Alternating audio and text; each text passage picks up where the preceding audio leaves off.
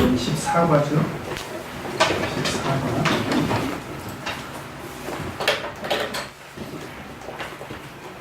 먼저 본문 말씀.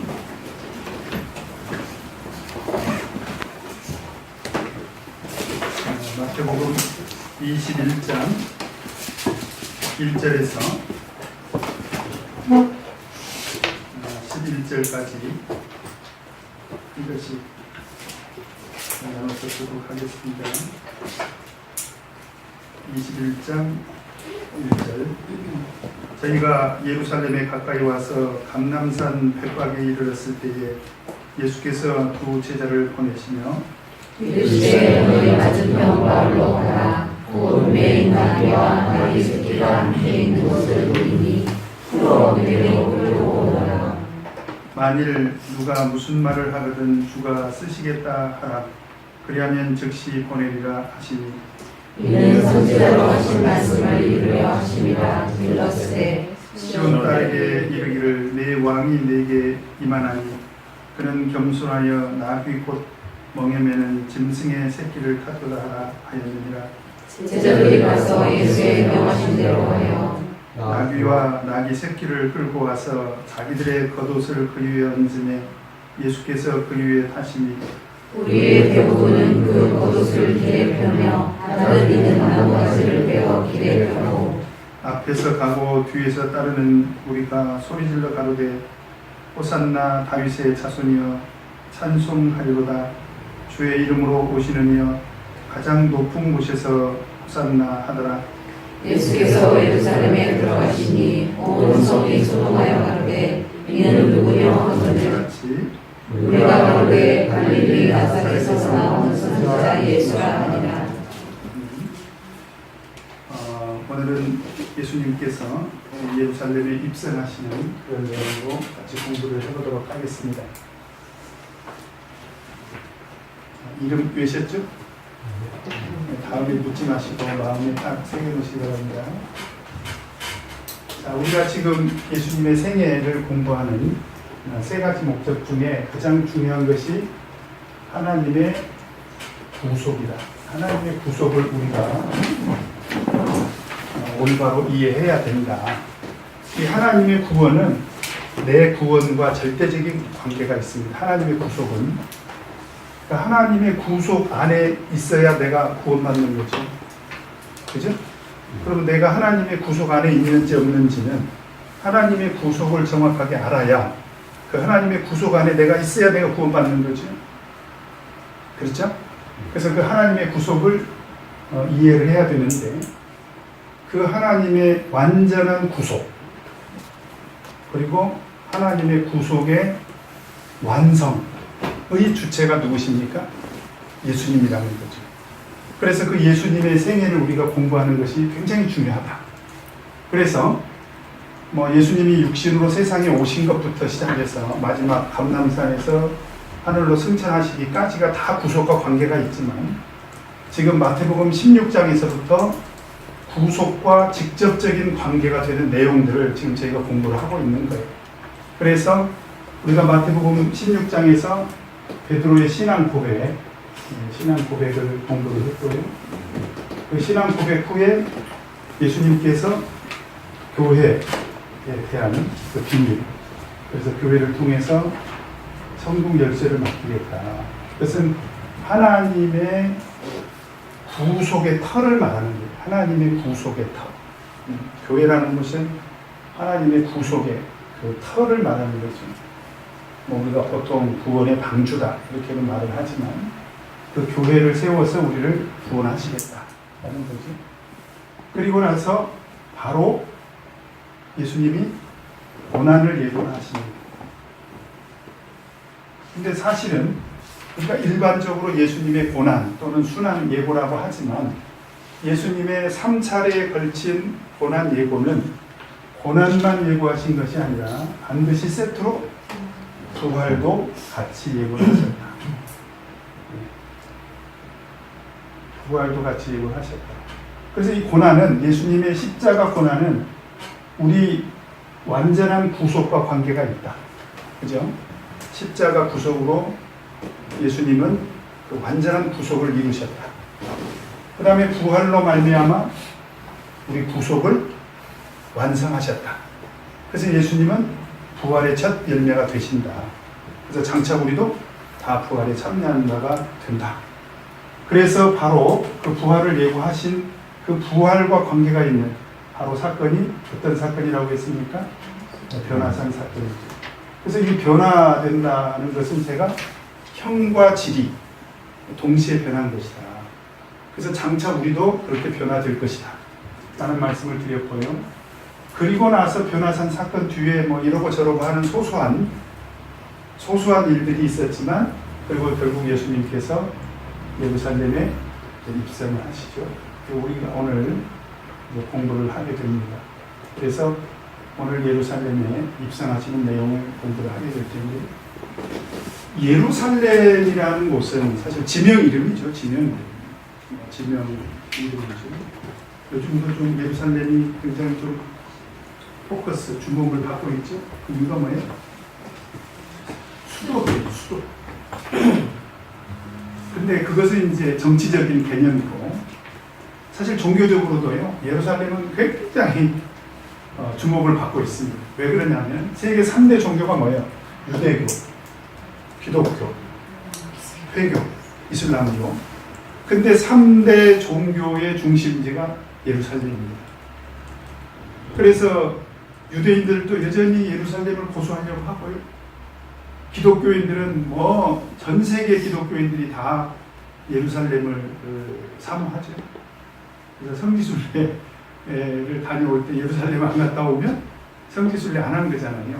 왜냐하면 기독교인들에게는 그만큼 예루살렘이 의미가 있는 그런 곳이고, 회교도들은 아예 그냥 정치적으로 여기를 점령해버렸어요.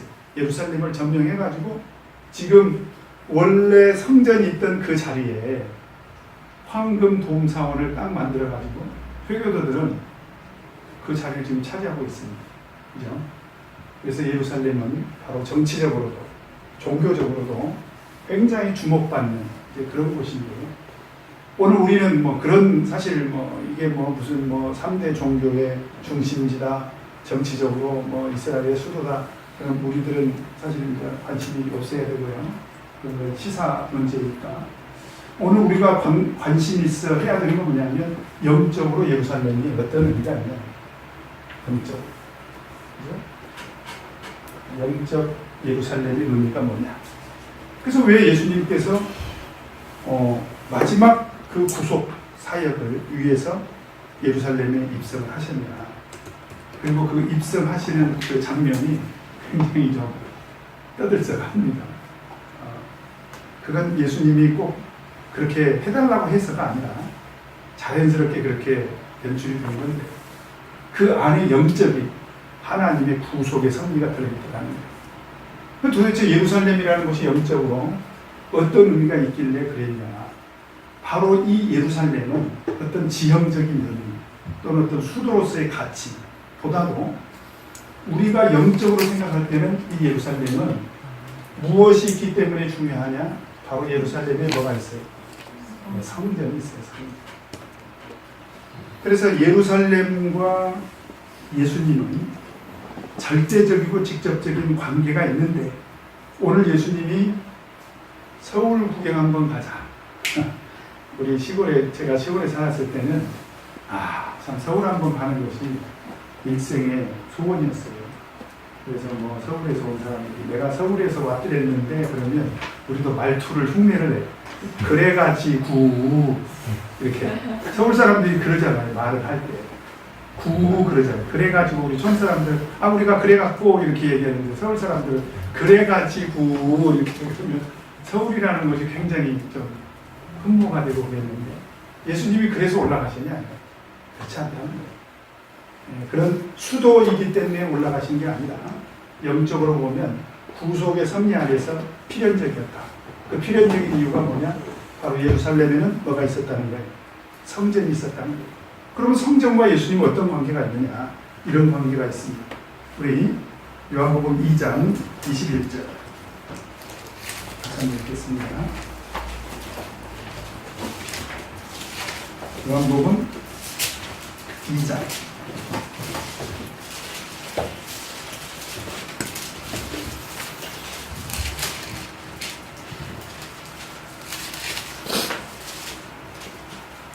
(19절부터) 한번 읽어보십시오. 19절부터 22절. 같이 읽습니다. 시작. 예수께서 대답하여 가라사대 너희가 이 성전을 헐라 내가 사흘 동안에 일으키리라. 유대인들이 가로되 이 성전은 46년 동안의 지었거늘 네가 4일 만에 일으키겠느냐 하더라. 그러나 예수는 성전 내 자기 육체를 가리켜 말씀하신 것이다. 자, 오늘 예수님께서 재밌는 얘기 하십니다. 이 성전을 헐라는 거예요. 그럼 내가 3일 동안에 다시 짓겠다는 거예요. 근데 그 얘기를 듣고 유대인들이 얼마나 황당했겠어요. 왜냐하면 이 성전은 건축하는 몇 년 걸렸다고요? 46년 걸렸는데, 근데 사실은 예수님께서는 영적인 성전을 얘기합니다. 그러니까 예수님의 관심은, 성전을 바라보는 예수님의 관심은 건물로서의 성전을 말하는 게 아니라 영적인 개념의 성전을 말하고 있는 거죠. 그렇죠? 근데 그 이야기를 들을 때 제자들조차도 이해를 했다 못했다? 못했다는 거예요. 그러니까 사실 하나님의 구속은요, 예수님께서 십자가를 지시고 돌아가셨다가 3일 만에 부활하신 다음에야 비로소 제자들이 이제 깨달은 거예요. 그래서 22절에 보니까 22절 같이 한번 읽겠습니다. 시작. 십자가 가운데서 살아나신 후에야 제자들이 말씀하신 것을 기억하고 성경과 및 예수의 하신 말씀을 믿었다.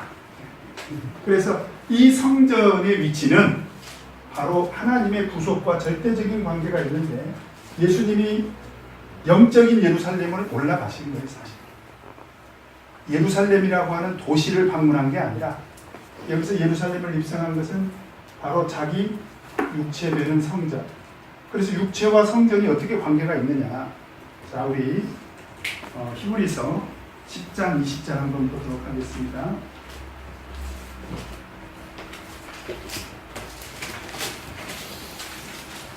히브리서 10장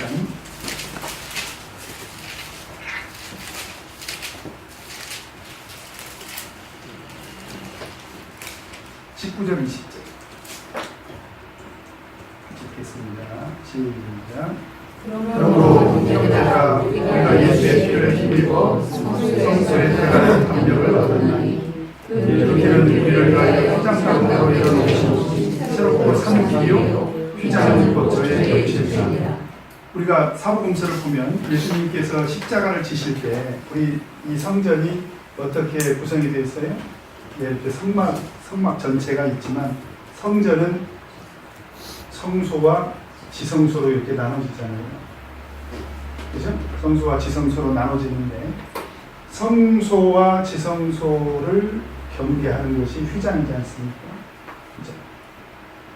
그리고 지성소에 하나님의 임재하심이 나타나요.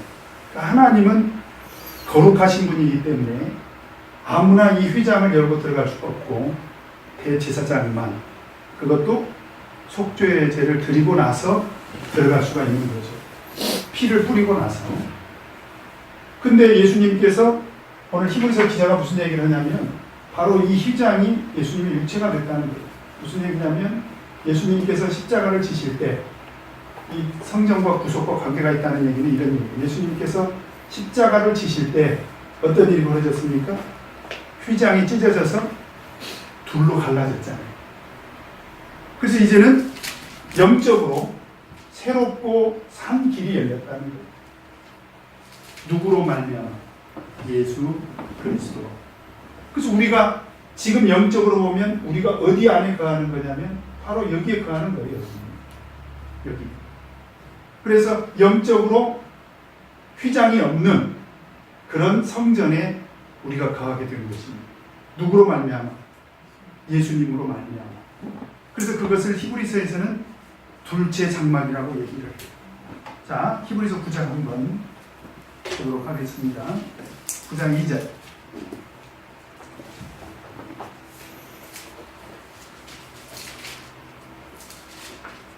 읽겠습니다.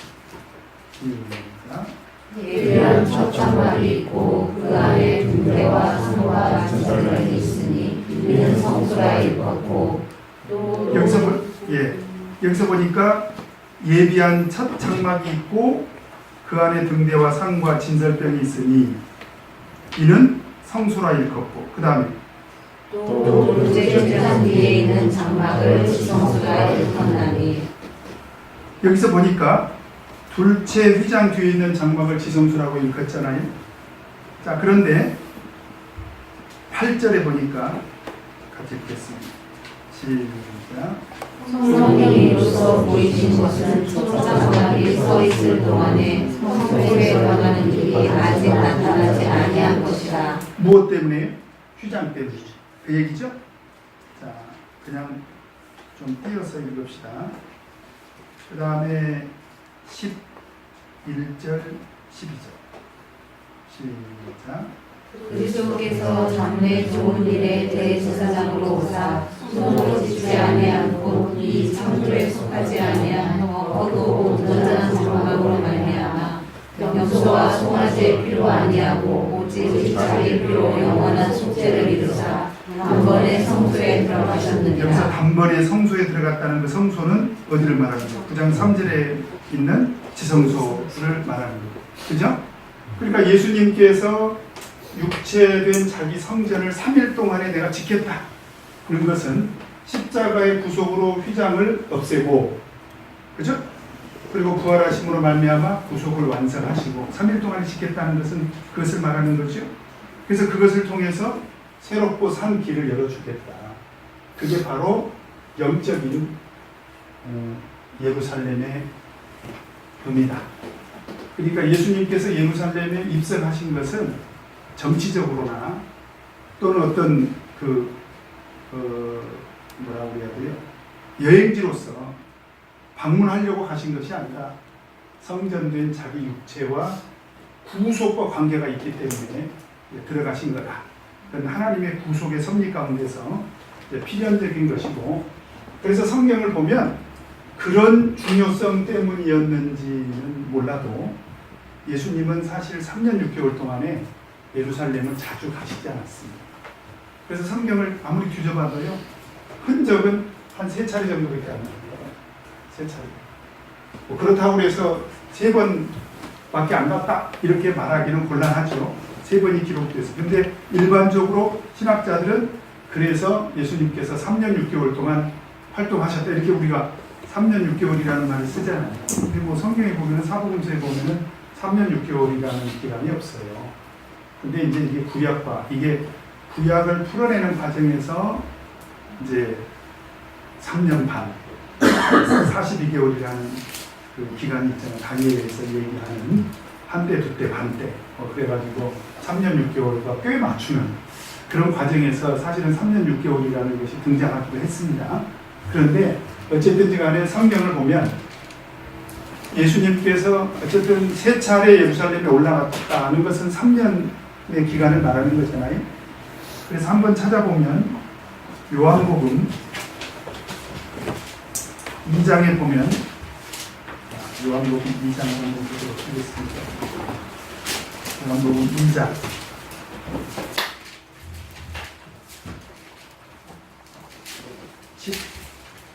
13절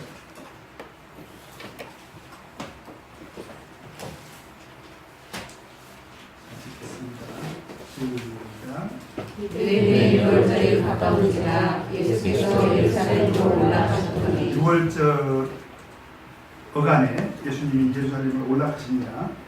그죠? 그리고 6장에 가서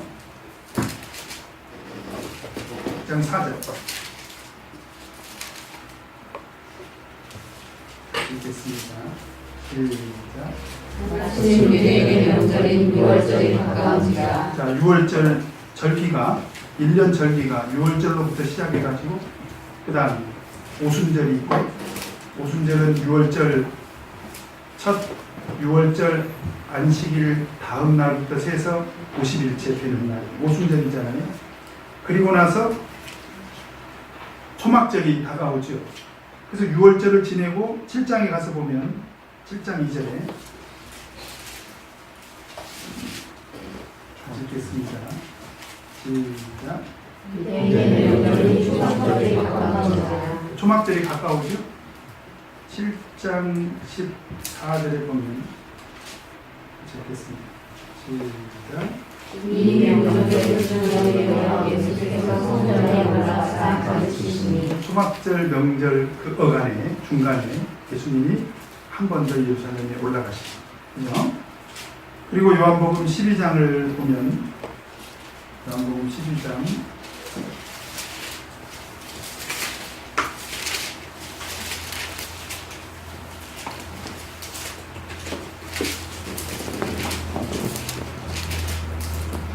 1절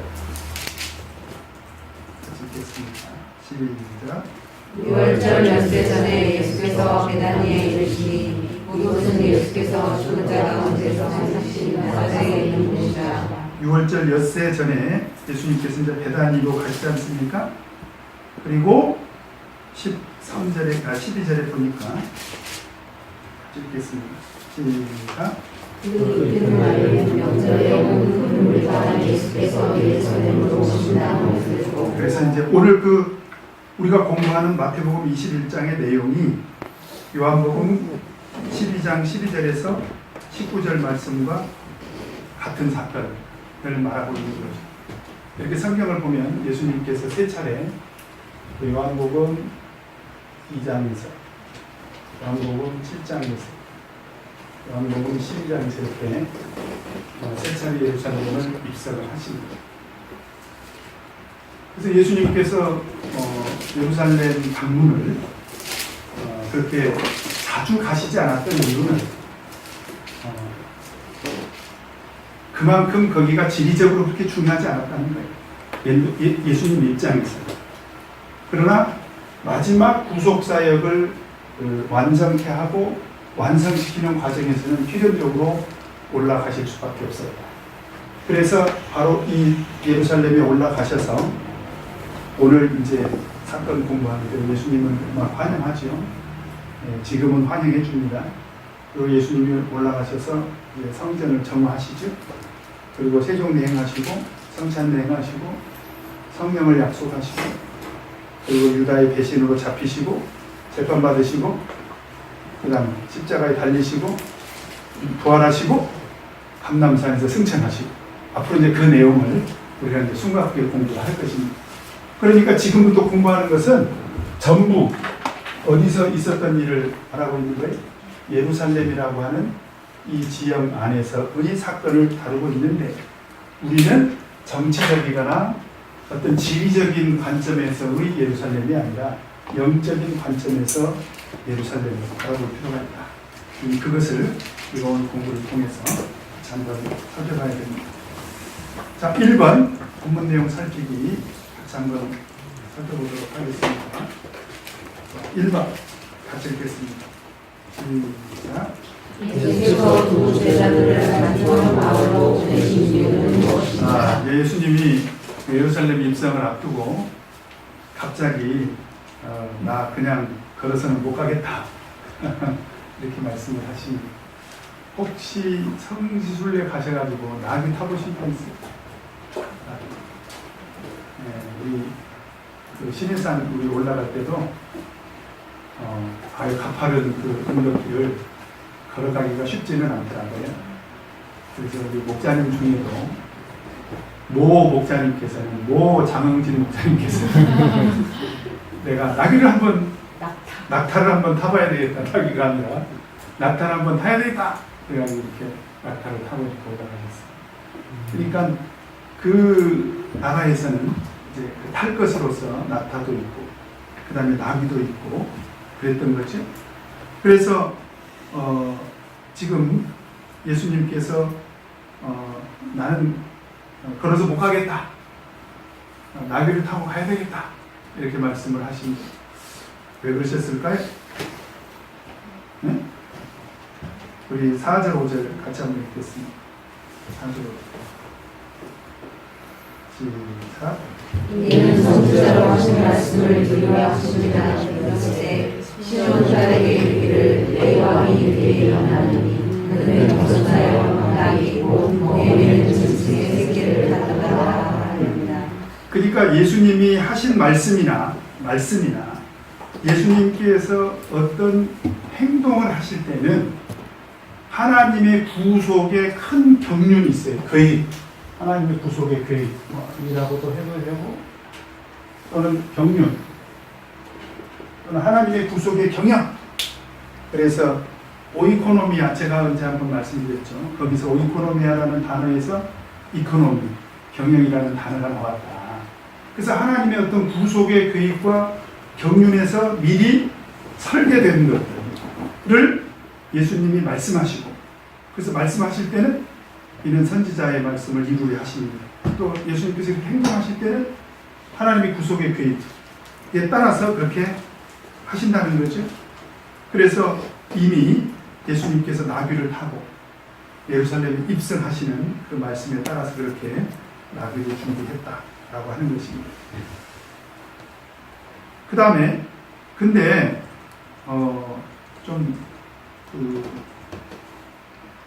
흥미로운 것은 그 나귀를 가서 그냥 끌고 오너라 그렇게 하지 않습니까? 어떻게 끌고 오라는 거예요? 자, 2번 같이 한번 읽겠습니다. 시작. 예수께서 나귀를 가져올 주자들에게 어떤 대답을 준비해 주셨는가. 여기서 보니까 3절에 보니까 만일 누가 무슨 말을 하거든 그 나귀를 가서 끌어오라는 거예요. 나귀를 끌어오는데 만일 누가 무슨 말을 한다면 뭐라고 얘기하라는 거예요? 주가 쓰시겠다. 여기서 주는 주인을 말하는 거예요. 근데 나귀 주인은 누구예요? 따로 있겠죠. 그렇죠? 물론 우리는 신앙적으로 천지 만물을 하나님께서 창조하셨기 때문에 예수님이 천지 만물의 주인이다. 우린 그렇게 인정하죠. 그러나 예수님께서 그런 뜻으로 얘기했을까? 그건 아니고 오늘 예수님께서 말씀하신 주 마태복음 16장에 보면 베드로가 신앙 고백했던 주는 그리스도시요. 지금 예수님께서 예루살렘에 입성하시는 것은 바로 십자가 고난을 통해서 메시아적 사명을 감당하기 위해서 가시는 거잖아요. 그러니까 사실은 메시아로서 주를 말씀을 하신 것이다 라고 이렇게 생각이 듭니다. 근데 주가 쓰시겠다 라고 얘기를 하라는 거예요. 그러면 어떻게 할 것이다? 즉시 보내리라. 근데 실제로 그렇게 됐습니까? 실제로 그렇게 됐어요? 참 대단하죠.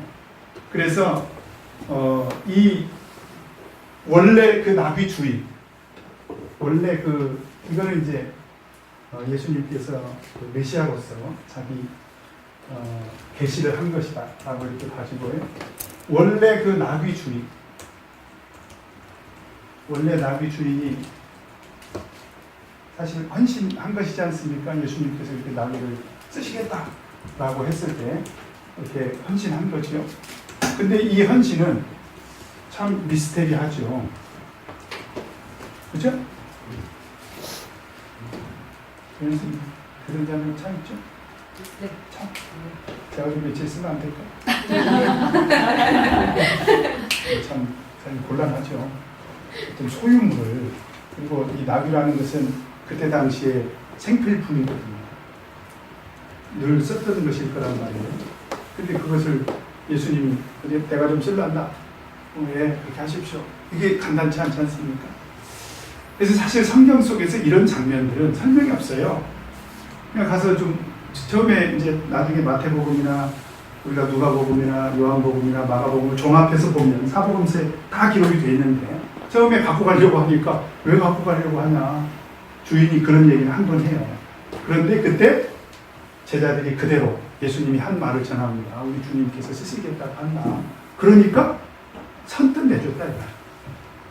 그래서 하나님의 이것도 역시 하나님의 구속의 경륜 안에서밖에는 우리가 이해할 수밖에 없다. 그게 뭐냐?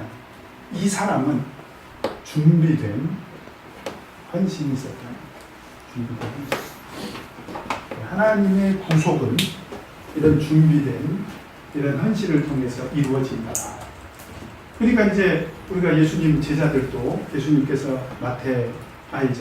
베드로, 안드레, 야고보, 요한을 부를 때도 예수님 가서 내가 너희로 사람을 낳는 어부가 되게 하리라. 나를 따라오너라. 이렇게 하니까 즉시 곧 그죠? 그물을 버려두고 예수님을 따랐지 않습니까? 그것도 역시 준비된 헌신이고 마태 같은 경우도 지금 오늘 본문의 주인공 마태 복음의 저자 원래 세리였잖아요. 그래서 세관에 앉아 있다가 무슨 얘기예요? 어떻게 보면 근무 중이었잖아요. 근무 중. 우리 집사님 근무 중. 그런데 예수님이 따라와. 네, 알겠습니다 하고 간호사들한테 야 오늘부터 나 이제 그만둘 거야.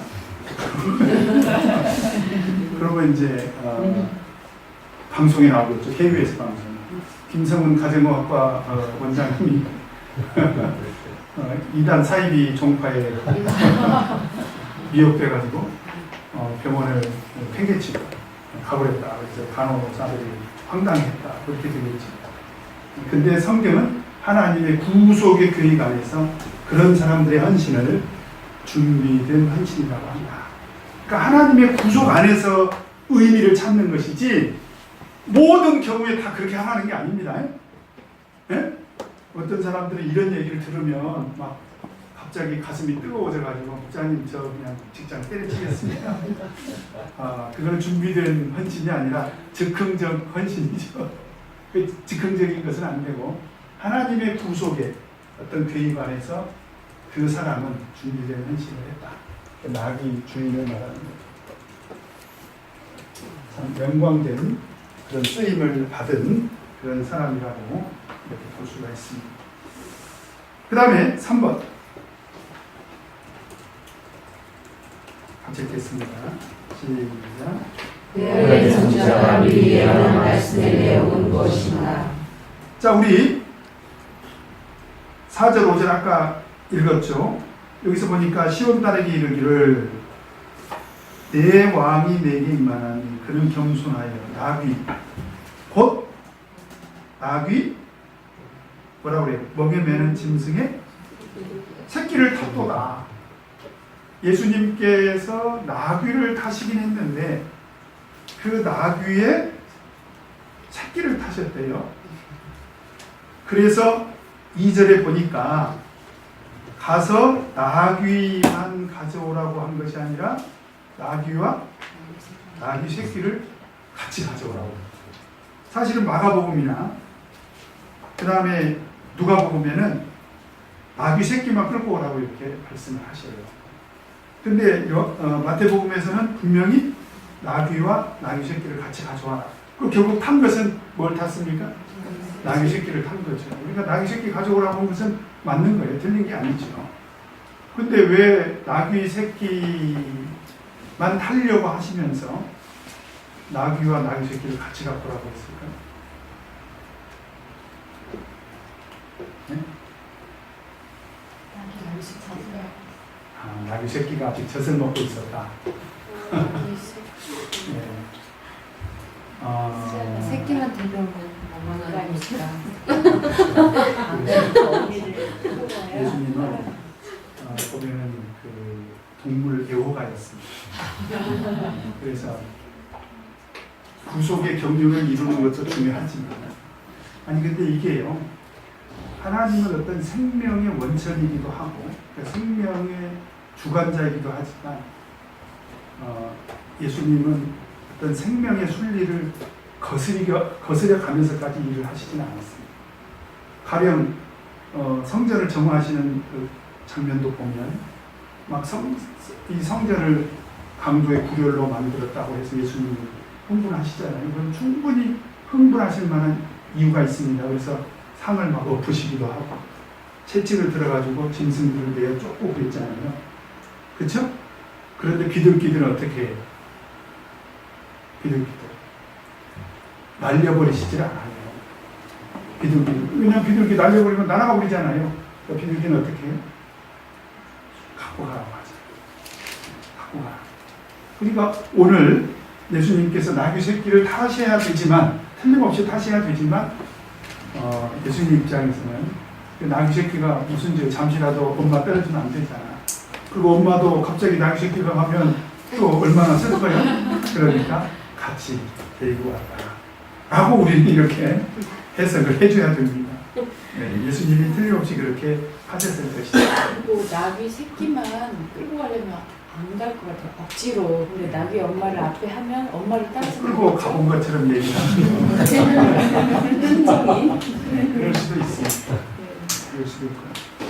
근데 왜 나귀 새끼를 탔을까요? 자, 두 가지 이유입니다. 하나는 이미 하나님의 구속의 계획 속에서 그렇게 계획이 돼 있고요. 나귀 새끼를 타고 가라. 그런 거고. 두 번째는 어떻게? 5절에 보니까 겸손하여. 그러니까 예수님은 예루살렘에 입성하면서 어떤 정치적인 의도, 내가 앞으로 왕으로서 예루살렘에 등장한다. 사실은 그 말은 맞죠. 사실 예수님은 세상에 왕으로서 오신 것 아닙니까? 우리 마태복음 2장 2절 한번 보도록 하겠습니다. 한 절만 찾아보도록 하겠습니다. 마태복음 2장 2절.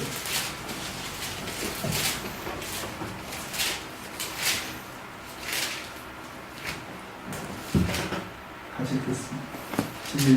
시작. 유대인의 왕으로 나시니가 어디 계시며 우리가 동방에서 그의 별을 보고 그에게 경배하러 왔노라. 동방 박사들이 한 얘기입니다만은 예수님이 틀림없이 왕으로서 오신 건 맞죠? 그리고 성경은 끊임없이 예수님에 대해서 만왕의 왕이다, 만주의 주시다 이렇게 이야기하지 않습니까? 그것은 정치적으로 그렇다는 것이 그게 아니죠. 바로 영적인 우리 구속을 위한 그런 관점에서 예수님께서는 왕으로서 이렇게 지금 등장을 하고 있는 것입니다. 그래서 이 말씀은 지금 마태복음 21장 5절에 있는 이 말씀은 어디에 그 예언된 말씀입니까?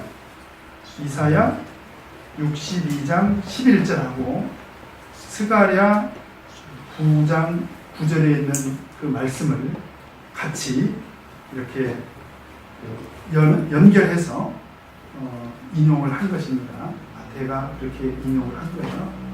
그래서 예수님께서 겸손하게 나귀 새끼를 타고 예루살렘으로 올라가셨다라고 하는 것입니다. 그 다음에 4번.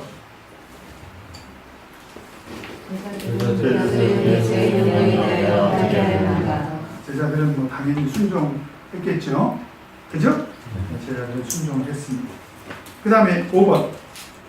제자들은 나귀를 끌고 와서 주를 신앙한다. 자, 이제 좀 제자들 입장에서는 예수님께서 이렇게 예루살렘에 올라가실 때 어쨌든 비록 나귀 새끼지만 제자들 입장에서는 그랬을 것 같아요. 뭔가 예수님께서 지금 근사하게 좀 예루살렘에 들어가셔야 되는 거 아니냐.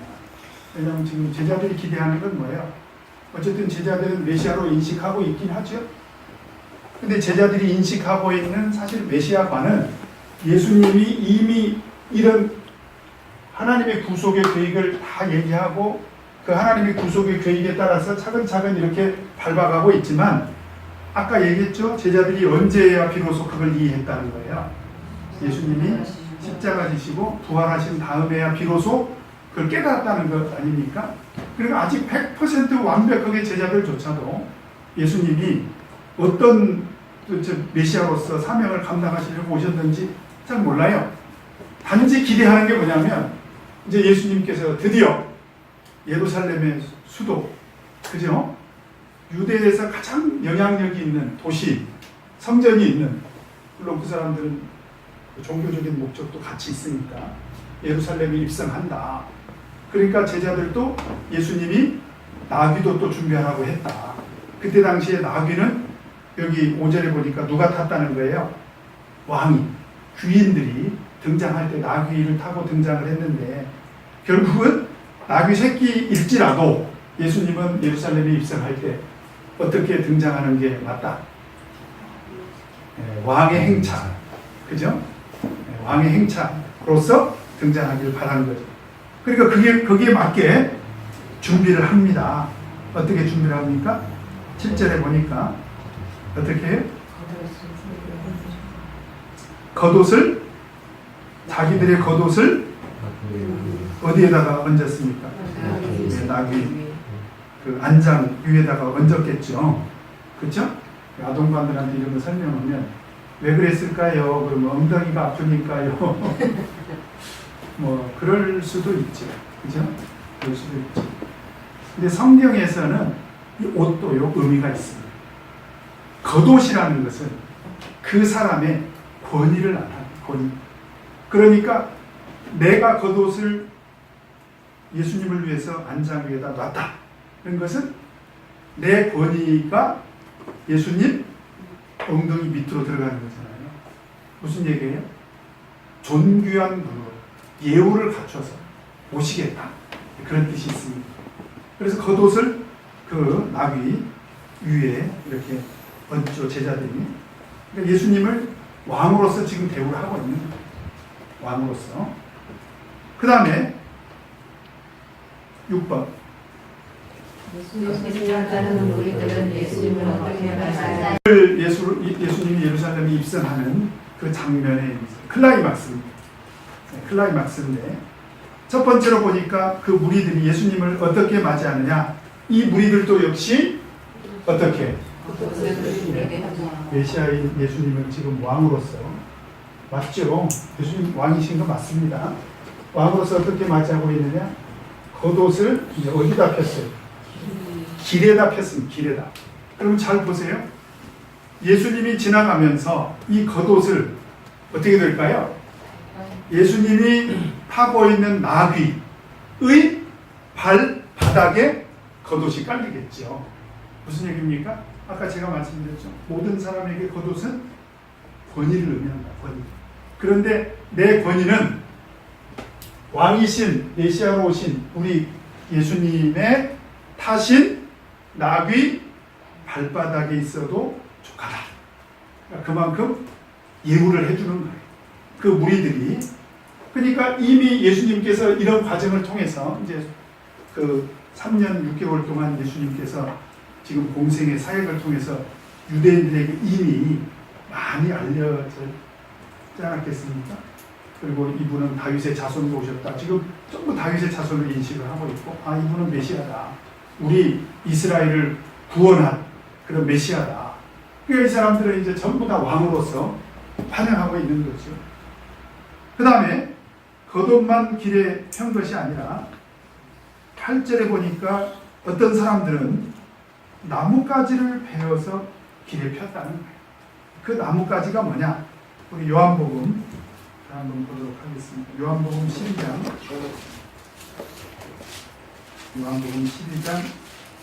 13절 12장 13절 같이 읽겠습니다. 시작. 종려나무 가지를 가지고 가져가라 하시되 호산나 찬송하리로다 주의 이름으로 오시는 이 곧 이스라엘의 왕이시여라. 뭐를 흔들었습니까?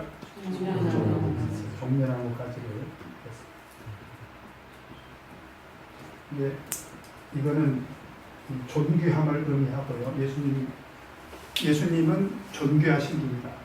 그래서 자기들의 가장 소중한 것을 예수님을 맞이하는 그 길에다가 겉옷을 편 거고, 이스라엘에는 그 종려나무가 많죠. 종려나무 열매 혹시 먹어보셨습니까? 드셔보셨어요? 대추야자 드셔보셨어요? 대추야자는 종려나무 열매입니다. 대추야자. 우리나라로 말하면 대추처럼 생겼어요. 그런데 대추보다 과육이 훨씬. 혹시 집에 있어요? 저 집에 있어요. 좀 갖고 올 거예요. 한번 볼 거예요. 그 대추야자가 있는데 살이 굉장히 두툼합니다. 그래서 이스라엘에는 올리브, 감람나무죠. 올리브. 그 다음에 이 대추야자인 종려나무가 굉장히 많습니다. 그래가지고 열매가요, 막 어떻게 달려있냐면 이렇게 달려있어요. 아주 따닥따닥따닥 이렇게 붙어 있는데, 이 종려나무는 성경 속에서 많이 등장을 해요. 뭐 아름다움으로 묘사가 되기도 하고 번성한 것으로도 묘사가 되는데, 근데 이스라엘 백성들이 그때 당시에 종려나무를 흔들었다는 것은 무슨 뭐 번영을 상징하느라고 그랬을까? 아닌 것 같고, 예수님은 아름다우니까 소위 말하면 우리나라에서 제일 유명한 아이돌 가수들이 나타나니까 막 이렇게 그런 개념으로 흔들었을까? 그건 아닌 것 같고요. 우리가 굳이 영적인 의미를 찾는다면 그때 당시에 성경에서는 우리가 찾을 수가 없지만 외경에서 이런 부분이 등장을 한대요. 외경에서는 이 종려나무 가지를 흔들 때 언제 흔들었느냐? 전쟁터에 나가서 승리하고 돌아오는 장수들을 맞이할 때 종려나무를 흔들었대요. 종려나무 가지를 마카비서에 등장을 합니다. 그러니까 그렇다면 아마 그때 당시에 유대인들은 이미 그게 이제 인식이 됐다는 거죠.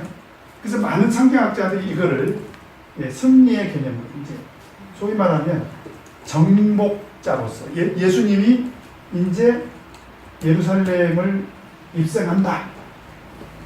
왜 우리 뭐죠? 1차 세계대전이나 2차 세계대전 같은 거 보면 전쟁하다가 이제 수도를 함락시키잖아요. 네? 수도를 함락시키면 이제 막 한쪽에서 이제 패배를 인정하고 그리고 항복 조인서 쓰고 그러면은 상징적으로 막 분학대 빵빠레 우리 빵빠라빵빰빰빠바 하고 이 그 정복자들이 그 뭐라고 그러죠? 퍼레이드를 벌이면서 수도에 탁 진입을 하잖아요. 그런 거 안 보셨어요? 나만 봤나? 그러니까 정복자로서 예수님께서 지금 예루살렘을 입성한다. 이렇게 이 사람들은 인식을 한 거예요. 근데 사실 영적으로 보면 이게 저는 맞다고 생각이 되는 게 계시록에 보면요. 계시록에 보면 똑같은 장면이 하나 등장을 합니다. 계시록 7장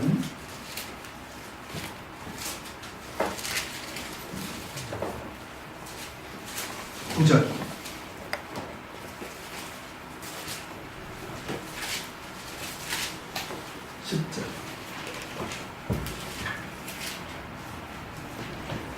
같이 하겠습니다. 시작. 이후에 내가 보니 각 나라와 족속과 백성과 상원에서 아무라도 능히 셀 수 없는 큰 무리가 흰 옷을 입고 손에 종려가지를 들고 보좌 앞과 어린 양 앞에 서서 큰 소리로 외쳐오되 구원하심이 보좌에 앉으신 하나님과 어린 양에게 이르다 하니. 이게 지금 언제 일어난 일이냐면 6장 17절에 보면 여섯째 인, 계시록에 인이 7개가 있습니다. 계시록에 인이 7개가 있는데 여섯째 인이 떼어질 때 6장 17절에 그들의 진노에 큰 날이 이르렀으니, 이때가 뭐냐면 지구의 종말의 때고 7째 인이 떼어졌을 때 새 하늘과 새 땅이 완성이 되죠. 이때 들려진 음성이 뭐냐면 그들의 진노에 큰 날이 이르렀으니 누가 능히 서리요? 하나님의 심판날에 누가 능히 설 거냐 할 때 거기에 대한 답으로서 요한계시록 7장이 쓰여진 거예요. 여기서 14만 4천이 등장하죠. 구속함을 입은 사람들. 그리고 그 사람들이 9절에 각 나라와 족속과 백성과 방언에서 아무나도 능히 셀 수 없는 큰 무리가 흰옷을 입고 등장을 해요. 이 흰옷은 스톨레를 말합니다. 환란 가운데서 나온 사람들이죠. 그래서 14절에 보면, 자 14절에 봅시다. 같이 한번 읽겠습니다. 시작. 내가 가로되 그여 정신하느니라. 그가 나더러 이르되 이는 큰 환란에서 나오는 자들이니 어린 양의 피에 그 옷을 씻어 희게 하였느니라. 이 흰 옷의 의미가 뭐냐? 큰 환란에서 큰 환난을 이기고 나온 자들이 지금 종려가지를 흔들면서 누구를 찬양하고 있습니까? 어린 양, 바로 구주 예수 그리스도를 찬양하고 있다. 구속의 노래이면서 영적으로 이것은 승리의 노래입니다. 승리의 노래. 정복자들이 부르는 노래죠. 그래서 계시록을 공부하다 보면 하나님의 나라와 사단의 나라가 전쟁을 해요. 그래서 누가 정복합니까? 하나님이 정복하죠. 그죠? 그래서 예수님께서 종려나무 가지를 이렇게 흔들면서 이스라엘 백성들이 맞았다 하는 것은 바로 승리의 메시아로서의 모습을 의미한다. 그 사람들이 그렇게 생각을 했다는 것이 아니라 하나님의 구속의 계획 속에서 이런 상황이 저는 연출이 됐다. 왜 그러냐면 그랬던 사람들이 나중에 마태복음 27장에 가면 어떻게 변합니까? 폭도로 변해요. 이 환영 인파가 전부 다 폭도로 변해가지고 예수님 십자가에 못 박아서 죽여버리라고 하지 않습니까? 참 그래서 이 대중은 믿을 수가 없어. 그죠? 그 다음에 세 번째로 종려나무 가지를 흔들면서 다시 마태복음 21장으로 돌아가세요. 우리가 어떻게 외칩니까? 호산나 다윗의 자손이여 찬송하리로다. 뭐라고 외친다고요? 호산나 라고 외칩니다. 호산나 많이 들어봤죠? 호산나. 이 호산나는 히브리어에서 음을 따온 것입니다. 히브리어에서 음을 따온 게 많아요. 할렐루야, 아멘, 호산나 이런 것들은 히브리어에서 그대로 음을 따온 거예요. 그래서 히브리어로 정확하게 발음을 한다면 호쉬아나 그렇습니다. 호쉬아나. 그래서 호쉬아는 구원하소서 그런 뜻이고 나는 이제 구원하소서. 그래서 이 말씀은 시편에 기록되어 있죠. 시편 많이 여기저기 다 기록되어 있지만 시편 118편 25절 같이 한번 읽겠습니다.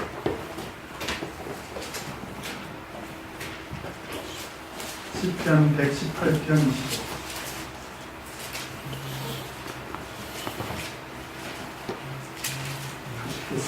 시작. 이제 뭐라고 했어요? 이제 구원하소서가 호시아 나라고 이렇게 되어 있습니다. 호시아 나. 이제 구원하소서. 그러니까 예수님을 구주로 메시아로 확실히 맞이하고 있다라는 것을 알 수가 있죠. 네. 그 다음에 호산나 누구라고 또 고백을 하고 있습니까? 다윗의 자손. 굉장히 중요하죠. 마태복음 1장 1절이 뭘로 시작해요? 다윗의 자손 예수 그리스도의 세계라로부터 시작을 하지 않습니까? 그러니까 이미 성경은 확정적으로 예수님이 다윗의 자손. 어떻게 그걸 확인할 수 있냐? 뭐 호적 떼봤느냐?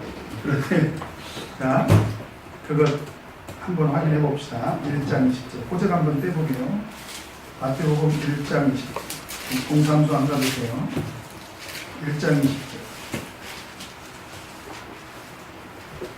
마태복음 1장 20절. 같이 읽겠습니다. 시작. 이를 생각할 때 주의 사자가 분모할 때 다윗의 자손 요셉아. 주의 사자가 나타나서 지금 요셉한테 하는 말입니다. 뭐라고 얘기해요? 다윗의 자손. 호적됐죠? 네? 예수님이 다윗의 자손인 것 입증됐죠? 이것도 못 믿겠다 그러면 이제 그건 할 수 없는 거예요. 그러니까 예수님께서는 다윗의 자손으로 오셨고 근데 왜 사람들은 예수님을 그러면 예수님 호적을 떼보고 아 이분이 다윗의 자손이네 라고 그런 뜻으로 다윗의 자손이라고 하냐? 그건 아니고 이때 당시에 이스라엘 백성들에게는 어떤 신앙이 있었느냐? 메시아는 반드시 다윗의 자손으로 오신다. 이런 신앙이 있었습니다. 구약 성경에 많이 예언되어 있지만 한 구절만 찾도록 하겠습니다. 예레미야 23장 5절.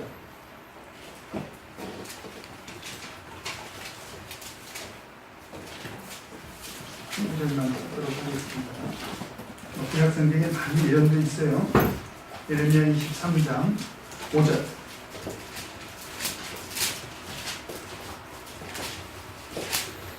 같이 읽겠습니다. 시작. 나 여호와가 말하노라. 보라, 때가 이르리니 내가 다윗에게 한 이로운 것들을 이룰 것이다. 그가 왕이 되어 지혜롭게 행사하며 세상에서 공평과 정의를 행할 것이며. 예, 여기서 보니까 다윗에게 한 의로운 가지를 일으킬 것이다. 그가 왕이 돼요. 바로 메시아를 말하고 있는 거죠. 그죠? 그래서 다윗의 자손은 바로 구주이신 메시아를 지금 의미하고 있습니다. 그러니까 이스라엘 백성들이 지금 예루살렘에 입성하는 예수님을 이렇게 깍듯이 맞이하고 있는 것은 이런 기대가 있다는 거예요. 이런 기대. 근데 문제는 뭐냐면 이 사람들이 지금 이렇게 맞이하고 있지만 이것은 하나님의 구속의 섭리 가운데서 예수님께서 마땅히 이렇게 영접을 받으시기에 합당하죠. 그렇죠? 이건 합당합니다. 그래서 우리는 마땅히 우리를 구속하신 예수 그리스도를 메시아로서 이렇게 항상 영접해야 되지만, 그죠? 그래서 어떤 교회 목사님은 제가 그 얘기를 듣고 한번 그렇게 해볼까 하다가 그냥 저는 말했는데 상당히 제가 좀 감동을 받은 그게 뭐냐면 우리가 하나님을 예배할 때 좀 뜨거워져야 된다는 그분의 지론이 뭐냐면 우리가 하나님을 예배하는 시간에 경건하기도 해야 되지만 좀 뜨거워야 된다. 그래서 그분은 매 예배 시간 전에 전신도로 손을 다 들게 한대요. 하나님을 경배하는 이런 태도를 우리가 가져야 됩니다. 그리고 다 같이 전신도들이 목 놓아서 찬양하나 내 영혼아 그 노래를 부르는 거 우리가 한번 실습해볼까요? 우리만이라도 한번 해볼까요? 한번 손을 들어보시죠. 뜨겁게 온 마음을 다해서 우리를 구속하신 예수님의 은혜를 생각하면서 찬양하라 내 영혼아 아시죠? 찬양하라 내 영혼아 찬양하라 내 영혼아 내 속에 있는 것들아 다 찬양하라. 이거를 세 번 하면 되세요. 아주 힘차게. 그리고 가슴 뭉클 그런 뜨거운 감격과 감사의 마음을 가지고 하나님을 예배하더라는 것이죠. 그러니까 이 사람들은 그것을 알았든지 몰랐든지 마땅히 메시아로서 그렇게 영접하고 있다는 거예요. 자기들의 겉옷을 예수님이 탄 그 낙이 아래다는 거죠. 우리는 어디다 둬요? 우리는 어디다 둬요? 내 권위가 요만큼만 손상이 돼도요. 내가 그런 분을 봤어요. 자리 좀 옮기라고 했더니 삐져가지고 가버린 사람도 봤어요. 자기 존귀함을 못 내리는 거예요. 예배 자리에 왔으면 지금 이 사람들은 자기 겉옷을 어디다 놨습니까? 나귀 새끼 발바닥 밑에다 뒀어요. 왜요? 우리를 구속하신 예수 그리스도를 맞이하는 태도를 그렇게 보여주는 거지. 근데 우리는 교회 와가지고 전부 누가 존귀해지려고 해? 누가 존귀해지려고 합니까? 우리끼리 얘기해. 교회도 걸어오기가 싫어. 그러니까 차 타고 와야 돼. 교회 와가지고도 뭐 더운 거 못 참아. 추운 것도 못 참아. 자리에 앉아서 불편한 것도 못 참아. 그러니까 다 교회 와서 대우받으려고 하지. 예배자의 태도로 교회 오는 사람들이 많지 않아요. 사실 슬픈 거죠. 그래서 우리는 교회로 올 때부터 존귀하신 하나님만이 영광을 받으시고 나는 하나님의 손톱이 낀 때만도 못한 존재다. 그래서 내 겉옷은 어디다 내려놔야 된다. 나귀 새끼 발바닥 밑에다 놔도 나는 족하다. 여러분 그런 신앙생활을 해야 그게 우리가 메시아를 맞이하는 거지. 어쨌든 이 사람들이 그걸 알았든 몰랐든 이 사람들은 하나님의 구속의 계획 아래서 지금 예수님을 그렇게 맞이해주고 있는 것이 다 이 사람들도 준비된 헌신자로서 쓰임을 받고 있는 거죠. 다만 우리가 결과는 미리 알고 이제 공부를 하게 될 텐데 이 사람들이 결국 예수님을 나중에 십자가에 못 박아버리고 말지 않습니까? 이건 참 영적인 역사의 아이러니입니다. 그걸 통해서 또 예수님은 온 인류를 구속을 하셔요. 그건 하나님의 구속의 경륜으로만 이해할 수 있는 그런 사건이죠. 바로 그런 상황이 연출이 됐다. 그래서 저는 오늘 이 교회는 성령이 계시는 하나님의 전인 것 맞죠? 그렇지 않습니까? 너희가 하나님의 성전인 것과 하나님의 성령이 너희 안에 가시는 것을 알지 못하는 고린도전서 3장 16절 있잖아요. 우리 안에 성령이 계시고 우리 교회 안에 에클레시아 안에 하나님의 성령이 계심으로 인해서 영적인 성전은 우리 교회 공동체이고 나 한 사람 한 사람이 하나님의 성전인 거지. 그러면 하나님의 성전 안에서 누가 가장 존귀해야 돼? 누가? 제가 그래서 하나님의 나라 설명할 때 이미 그 말씀 드렸습니다. 하나님의 나라에서는 누가 왕으로 통치하셔야 된다고요? 하나님. 근데 오늘 아침 지하 식당에 의자가 들어왔습니다. 떡볶이 의자. 떡볶이 의자는 오래 앉으라고 장만한 거예요. 잠깐 앉아서 밥만 먹으라고 장만한 거예요. 잠깐. 그런데 보니까 참 슬프게도 우리 주님은 떡볶이 의자에 앉아서 불편하게 우리 처분만 바라고 계시고 내가 왕으로서 내 자존심, 그죠? 내 자존심 그리고 내 삶의 어떤 야망, 저는 야망을 사실 우리 교회에서 못 견디고 나간 지도자들은요 전부 하나님의 비전 때문에 뛰쳐나간 게 아니라 내가 해야 되겠다, 내가 교회 성장시키고 내가 전도해야 되겠다. 근데 신도들은 그걸 몰라요. 그 사람들은 전부 야심, 야망 때문에 나간 거예요. 그러니까 자기가 자기 겉옷을 예수님이 타신 나귀 아래 두는 것을 못 참는 거죠. 그 사람들이 하는 얘기가 나는 인사상 불이익을 당했다. 원래 인사상 불이익을 당하면서 원래 우리 나설 때 신학원에서 배운 게 뭐냐면 이름 없이 빚도 없이 그 찬송 불렀거든요. 근데 목회자들도 조금만 불이익을 당하면 못 참죠? 문제가 있습니다. 우리 목회자들부터 회개를 하겠습니다. 여러분들도 신앙의 근본적인 목적을 앞으로 생각해봐요. 우리의 존귀함은 어디에 있어야 된다? 어디에 있어야 된다고? 네, 나귀 아시겠죠? 그것만 제대로 깨달아도요 신앙생활이 거룩해집니다. 그리고 그 사람을 통해서 하나님의 영광이 나타나요. 우리는 거룩하고 하나님의 영광이 나타나는 그런 신앙생활을 해야지.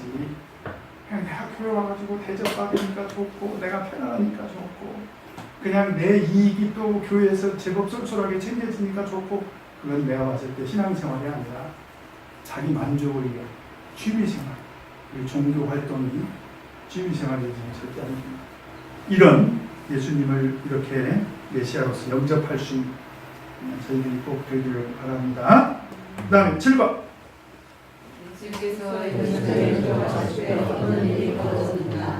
자, 그렇게 이제 떠들썩하게 예수님께서 예루살렘에 들어가시니까 온 성이 어떤 일이 벌어집니까?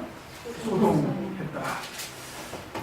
이 오버랩 되는 장면이 있습니다. 오버랩 되는 장면이 있는데 예수님께서 베들레헴에 태어나실 때 동방박사가 나타나잖아요. 그럴 때 어떤 일이 벌어집니까? 소동이 한번 벌어지죠.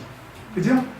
그런데 사도행전 2장에서 오순절 성령 강림 사건을 보고 또 어떤 일이 벌어지죠? 소동이 벌어지죠. 그죠? 그러니까 하나님의 구속의 경륜 안에는 이런 천지가 진동한 일들이 많이 벌어진다.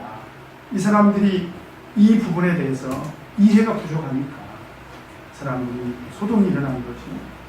그 다음에 8번. 예수를 따르는 무리들은 예수님을 어떻게 소개하였는가? 뭐라고 소개합니까? 선지자이시다. 어디서 나온 선지자라고? 갈릴리 나사렛. 이 사람들이 갈릴리 나사렛이라고 굳이 이렇게 한 이유가 뭘까요? 여러분 요한복음 1장에 보면 네? 빌립이 나다나엘에게 가가지고 와 보라 하고 예수님을 소개하잖아요. 와 봐. 전도할 때 우리 와 봐 그러잖아요. 그럴 때 나다나엘이 뭐라고 해요? 나사렛에서 무슨 선한 것이 나겠느냐 로 봤을 때 그때 당시에 나사렛이라는 곳은 어떤 곳이었다? 굉장히 비천한 곳이었다는 거예요. 그러니까 이 사람들이 지금 하는 얘기가 갈릴리 나사렛에서 선지자가 났디야. 개천에서 용 났대.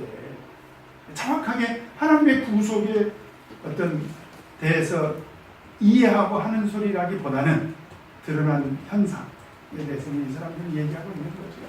사실 예수님은 영적으로 보면 왕으로서도 오시고요. 예수님은 왕으로서도 오시고 그 다음에 대제사장으로서도 오시고 선지자로서도 오신 거 맞죠?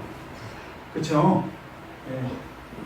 그래서 그런 왕과 대제사장과 선지자의 사명을 감당하기 위해서 예루살렘에 입성한 거 맞지만 이 사람들은 여전히 예수님을 정확하게 이해하고 예수님을 맞이한 것 같지는 않다. 그러나 중요한 것은 하나님의 구속의 경륜 안에서 보면 이렇게 그들이 예수님을 영접한 것은 맞다 틀리다. 맞다. 우리도 그래서 예수님을 맞이할 때는 어떻게 해야 된다. 이런 나귀 새끼를 기꺼이 내놓은 준비된 헌신자와 같이 또 예수님이 예루살렘에 입성할 때 이렇게 맞이하는 이런 예루살렘의 우리들처럼 우리는 예수님을 기꺼이 만왕의 왕으로서 메시아로서 우리를 영접할 수 있는 그런 사람들이 되어야 되겠다라고 하는 것입니다. 여러분 항상 그렇게 주님을 존귀하게 보시고 있습니까? 내가 어디에 있어야 그게 가능하다고요? 큰일 납니다. 제가 이제 이런 가르침을 이렇게 어떤 형제가 아주 슬픈 표정을 지으면서 목자님 그런데요. 목자님이 성경을 근거로 해서 말씀을 하시니까 부정은 못하겠는데요. 솔직히요 신앙생활이요 재미는 없어요. 이렇게 해보세요. 하나님이 우리를 영화롭게 하는 것에 마음을 두면 이것만큼 신나는 신앙생활이 없습니다. 그렇지 않을까요? 한번 해보시면 내 존귀함을 예수님 나귀 발 밑에다가 깔아놓고 그리고 주님께서 나를 영화롭게 하신 것을 우리가 경험하면요 세상에서 이거보다 더 큰 존귀가 없습니다. 그죠? 그래서 우리가 신앙생활하면서 그런 좀 하나님의 구속의 경륜을 올바로 이해하고 신앙생활 하셨으면 좋겠다라고 하는 것입니다. 자, 우리 29쪽 내 삶에 적용하기 1번 같이 한번 읽겠습니다. 시작. 주께서 나를 지키기가 필요하실 때 주자들과 나지게 주님을 기꺼이 그 경륜에 순종함으로 그리스도의 영광스러운 사역에 동참하였습니다.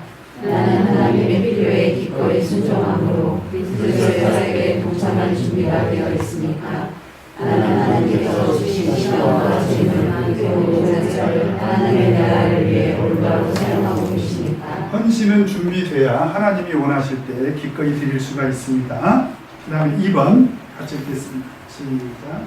예수께서는 나귀 새끼를 타고 예루살렘에 입성하심으로 구약에 예언된 하나님의 뜻을 성취하였으며 겸손하신 메시아의 모습을 보여주셨습니다. 나는 그리스도의 사역에 참여할 때 하나님의 뜻을 이루기 위해 얼마나 노력하고 있습니까? 나는 그리스도의 사역에 동참할 때 항상 겸손한 태도로 섬기고 있습니까? 섬기고 있습니까? 그렇게 되기를 바랍니다. 3번 예수께서 예루살렘에 입성하실 때 한편에서는 환호하며 예수님을 맞이했지만 한편에서는 소문이 일어나기도 했습니다. 하나님의 나라와 메시아에 대한 다른 열망이 있느냐 없느냐에 따라 맞이하는 태도가 완전히 달라질 것입니다. 나는 이 땅에 하나님의 나라가 이루어지기를 바라는 다른 열망을 소유하고 있습니까? 그렇게 또 뜨겁게 예수님을 환호하고 맞이했던 백성들도 하나님의 구속에 대해서 무지하니까 결국 예수님을 십자가에 매달도록 폭도 역할을 하고 말았다. 이 신앙은 그런 것 같아요. 하나님의 구속의 경륜을 이해하지 못하면 교회에서도요 봉사자가 되는 것이 아니라 그만큼이 돼요. 바울이 그랬잖아요. 바울만큼 하나님을 잘 스스로 자칭 하나님을 잘 믿으려고 했고 또 이스라엘에서는 모범적인 그런 그 신자였잖아요. 근데 나중에 예수 그리스도의 구속을 이해하고 나서는 자기의 그 과거를 뭐라고 보게 돼요. 나는 포행자요, 핍박자요, 그랬잖아요. 나는 포행자였다, 핍박자였다, 회방자였다. 우리는 하나님의 구속을 이해하지 못하고 하는 모든 봉사와 헌신 이런 모든 것들은 결국은 하나님을 회방하는 것이 될 수도 있다. 이런 것을 우리가 항상 생각을 해야 됩니다. 그 다음에 적용 포인트 같이 한번 읽겠습니다. 시작. 메시아의 자왕이신 예수께서 새끼나귀를 타고 예루살렘에 입성하심으로써 겸손과 온유하심의 본을 보여주셨습니다. 우리도 새끼나귀를 타고 예루살렘에 입성하신 예수님의 겸손과 온유하심을 본받는 삶을 살아야 하겠습니다. 혹시 질문 있습니까? 그러면 기도하고 공부 마치도록 하겠습니다.